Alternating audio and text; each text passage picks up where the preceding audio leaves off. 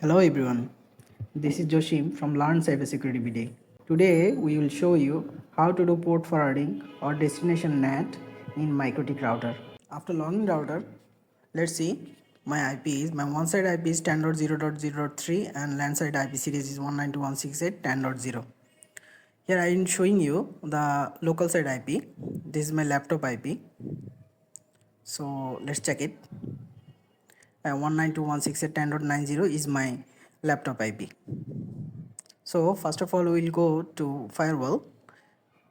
Here is NAT and create a destination NAT. Select destination NAT, DstNAT. Destination address is my one side IP. Let's see. My one side IP is 10.0.0.3. So I am putting this IP in here. 10.0.0.3. After that, I will select protocol. Here is protocol 6 TCP. Destination port will be 3389.